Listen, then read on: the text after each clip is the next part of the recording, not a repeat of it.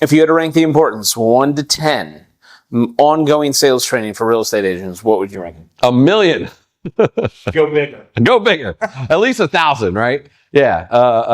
It's the most important thing. And, as we were just discussing, it's something that people don't put emphasis on, right? They think like it's sales, so I don't need to study it. It's sales, so I don't need to learn it. It's sales, I do it every day. So there's no reason to get any additional information about it. And that would be most easily described as hubris, The most successful salespeople I've ever met in my entire life, it's just an ongoing process that they've subscribed to, right, that is just part of their daily ritual at some point, And I was talking to, or no, I wasn't even talking to, I was watching an interview that we did, or customer service did, with an agent that came on board with our program. He'd started like 30 days, 2.5 weeks. He had somebody under contract, and his interview was so matter of fact, but he made a really good point in there of like, I've gone through so much training. I'm still in coaching. Scripts matter. Objection handling matters. And I was like, oh, this guy just gets it. No wonder he got something out of the gate. Right. Yeah, I agree with that wholeheartedly. I mean, we give a lot of advice to salespeople all the time. And one of the things that happens is people get in slumps, right? Yeah. And so there's a couple of ways to get out of that. Number one, I like the idea of what Tiger Woods does before every tournament, right? He sits there and he visualizes every shot on every hole before he steps foot on the green, right? Or on the course, rather. And the other way to do that is if you constantly are putting in good, valuable information that you can implement today, it's almost the same to me as visualization, because you're getting those juices flowing and you're ready for action. And anything that you do, if you make it a habit, it's going to become, something that you're an expert at. When I was young, my dad always told me the 1357 plan, right? He's like, you can become an expert at anything inside of 12 months and 13 minutes, 57 seconds a day. And so I started doing it, right? And like timing it. And finally I was like, Dad, why is it 13 minutes and 57 seconds? He's like, it's not. That's just to get you started, because if you start, you're going to continue.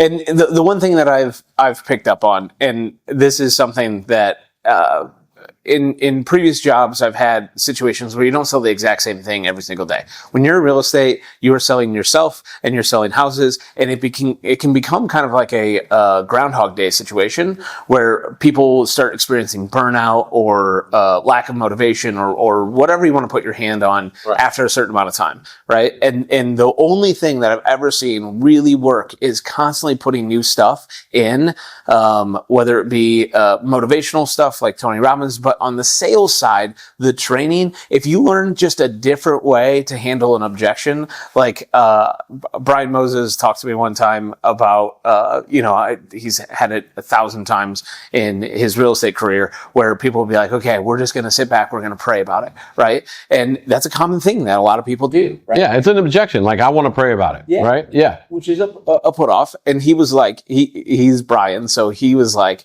well, would you like me to lead the prayer, or do you want to lead the prayer? Right? So he'll just handle it right there. And then I was talking to Matt Curcio one time, telling him about what Moses' thing was. And he was like, oh, I have one that was really good. That's always worked really well. And he said, well, who do you think put us here together today? I love it. Which either way, but it's just learning those new things that you're like, oh, that's a new great way to handle this thing that can help you, that you're now excited about because it's something that's new, even though you're putting it into something you've done thousands of times. What I would do if somebody wants to pray about it, what I think is like they're really trying to get space, right? They're trying to get space to think through it, to go through it in the process that they go through. And when I first learned about this personality types, like I was like, overly aggressive. Hey, let's get this thing going. Let's close. Let's sell. Right? Like, hey, Spike. And that's more of an S&C personality type. They're going to need that space. So if I can recognize that up front, it doesn't matter if it's, I got to pray, I want to talk to so-and-so or whatever, what have you. I would say, cool, let me go over the contract with you. Let me fill out the information so that you know exactly what you're thinking about, exactly what you're praying about. And when you feel comfortable, you'll have it with you. You can just sign it and send it back to me. Does that sound fair? And usually by the end of going through that process, they've already gotten through all those jitters and they're like, you know what? I think I'm comfortable signing it now, or maybe they're not, and they were never going to anyway. But either way, that's one more thing that I learned. And the point is, I think too few people put emphasis on sales as a viable career.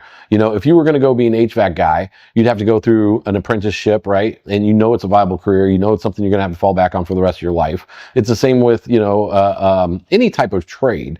But for whatever reason in sales, I think because the barrier of entry is so low, people don't give it the credit and the credence that it deserves. And For me, what I was always taught is that sales is the highest paid profession that you can have on the planet.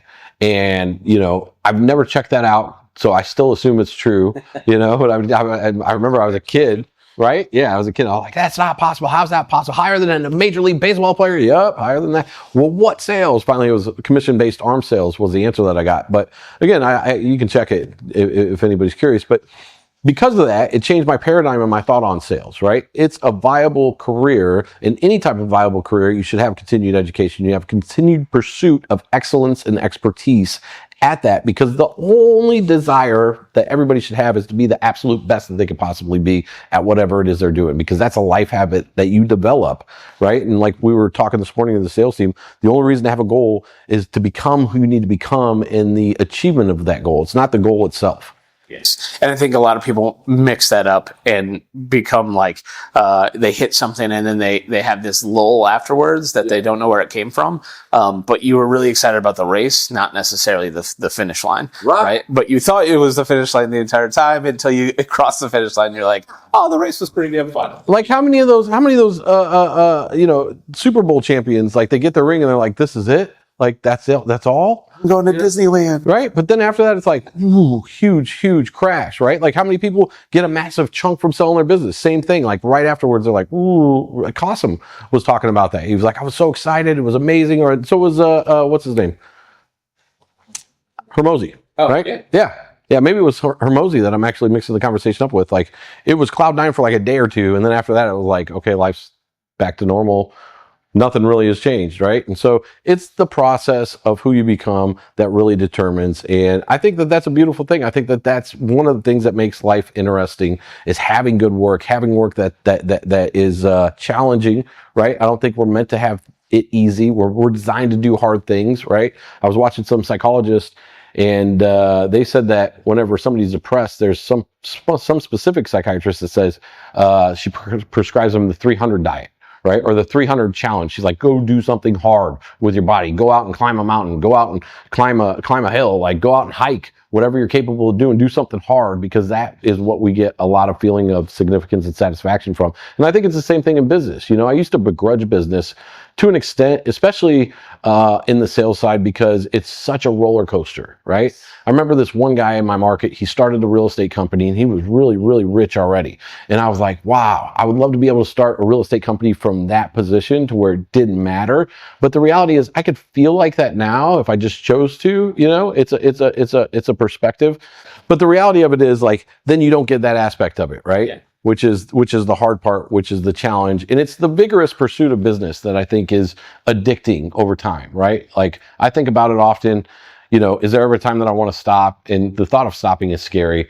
And I heard a quote recently in a mastermind. He's like, maybe you've been in business long enough that you just actually really want to be in business. And I was like, oh, snap. Like that's, yeah, And it's, to piggyback on that, just a hair, it's like the identity shift that's happening, right? And I've heard a lot just going through marketing training, of like, you got to shift people's identity. You got to shift people's identity if you really want to create movements or anything, and make an impact on people. 100%. And you had that at the mastermind of like, picture a salesperson and now picture a professional salesperson. Yeah. Oh, we should unpack that. That was really cool. Yeah. So they went around the room and they're like, give us like your definition of a salesperson.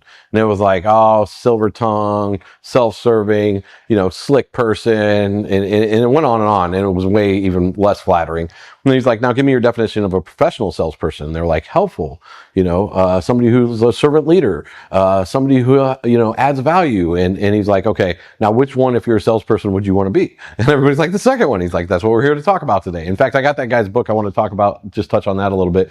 Exactly What to Say was the book by Phil Jones, because that's what I was reading this morning. And it's just a fantastic book about sales, about life. I think it's the modern equivalent to How to Win Friends and Influence People. Yes, that's what, just an excerpt felt like going down the influence route. But when you shift that identity, and for whatever reason, as long as I've been working with real estate agents, like it seems so hesitant to call like I'm in sales, like I'm a salesperson, even though pretty much every state says real estate salesperson on your license. It doesn't say real estate agent, right? But people would gladly say that I'm an agent versus a salesperson. Right. Because it's an identity thing that just has some weird clout based off of how people perceive, right? Like even you, every time you've done that, we've done that probably 4 times where you've talked about it. And every time I get this like plaid 70s wool suit, like with a shitty flat tie in my head when you say salesperson. And then when you say salesperson or a professional salesperson, I get this like super slick, nice suit. Right. Probably solid blue, nice bold tie, you know what I mean? Like completely different visuals, even just with the words. Needle-nosed Ned or Ari Gold. Exactly. And so I love Ari Gold. So I'm going to go that route every day. But it's just that commitment to like, no, this is who I am, not being ashamed of it and like leaning into it of like what that actually means and like not giving a shit what other people feel about what it is and just accomplishing what you want to accomplish because it's your thing, not for other people. Well, for me, I have a tremendous respect for salespeople because I'm more of a, especially when it comes to things of enjoyment, I like to hem and haw back and forth about the decision, right? Like in business, I feel like I make decisions quickly. You can push back on that if you want, but I feel like I do. But when it comes to some things that are like, maybe more self-serving, like even which mastermind to join. I remember I hemmed and hawed about, joining this particular one, not the one that I'm in now, but a couple ones back. And if I would have had a better salesperson to help me think through that, or even give me some artificial stopgaps, like, hey, we're closing down the thing by this time, it would have been tremendously beneficial for me and my own state of mind so that I could think through it up until a certain date, think through it with more information, or have somebody to help me think through it with. Even though they have a vested interest in the outcome, it's just a better situation for me, and I don't think that people think of salespeople like that. They don't think of it as being somebody that's going to help them through the process as much as they think of it as, oh, they're going to get something out of it. And that's what I think the disconnect is. But when you're thinking through the identity of a salesperson, the professional salesperson, the expert salesperson, with that and that identity shift comes the requirement to study on a consistent, continual basis in order to become a professional salesperson. Because you've always said, and I love this quote, the difference between manipulation and influence is intent, right? So like if you're intending to like do them dirty, yeah, you can use those powers for bad. You can be a garbage salesperson, but if you're intending to help them, right? If you're intending to actually influence them into making the best decision for themselves and their family, like that's something that really does a lot of good in the world. So I think that that's the difference is the inner intent. And I think that evolves as you become more of a professional.